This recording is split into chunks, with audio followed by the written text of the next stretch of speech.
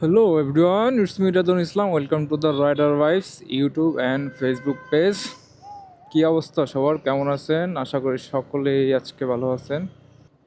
আজকে আপনাদের মাঝে একটা নতুন প্রোডাক্ট নিয়ে আসছি। এই জিনিসটার সাথে আপনারা অনেকেই পরিচিত, বিশেষ করে যারা মোটো ব্লগিং করেন বা যারা বাইকে ভিডিও করেন। এখন আছি আমি আগারগাঁওতে। যে প্রোডাক্টটা নিয়েছি সেটা হচ্ছে এই যে এটা মোটো উলফের একটা ক্যামেরা হোল্ডার।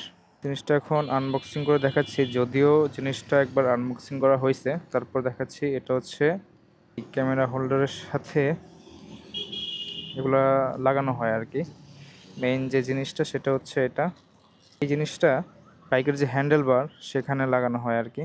তো এটার সাথে দেওয়া আছে যে কিছু স্ক্রু দেওয়া আছে। এই জিনিসটা আমরা এখন বাইকে সেট করে তারপর দেখাচ্ছি। ওর সাথে একটা রেঞ্জ দেওয়া হয়েছে, ছোট্ট কিউট একটা রেঞ্জ। এই যে দেখতে পাচ্ছেন, মোটামুটি ভালোই সেট হয়ে গেছে, একদম টাইট। জাস্ট এটা হচ্ছে একটা কি, আর এই জিনিসটা দিয়ে মূলত এই জিনিসটা লুজ করা হয় এবং টাইট করা হয়। আর এখানটাতে হচ্ছে এই পয়েন্টটাতে ক্যামেরা সেট করে, অ্যাকশন ক্যামেরা। এটার সাথে ছোট্ট একটা জিনিস আছে, এই যে দুইটা রাবার আছে এখানে দেওয়া। তো এখন হচ্ছে আমার যেহেতু ক্যামেরা একটাই, আমি এখানেই মূলত আমার এই ক্যামেরাটা এখন সেট আপ করে ফেলবো হেলমেট থেকে খুলে। তো চলেন এখন একদম ফ্রন্ট ভিউতে যাই।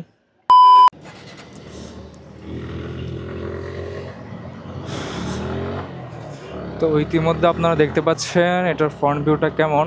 আমি এখনও পুরোপুরি বুঝতেছি না অ্যাকশন ক্যামেরার এটার ফ্রন্ট ভিউটা মূলত কেমন আসে,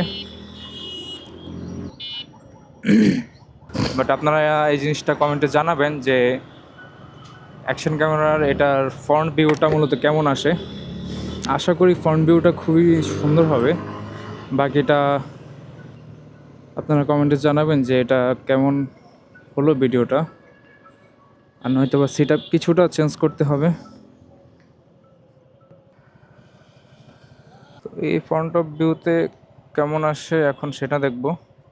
এই দুইটা সেট আপের মধ্যে কোন সেট আপটা আপনাদের কাছে সবচেয়ে বেশি ভালো লাগছে সেটা অবশ্যই কমেন্ট করে জানাবেন, তাহলে নেক্সট টাইম থেকে সেই সেট আপে ভিডিও করার জন্য চেষ্টা করব।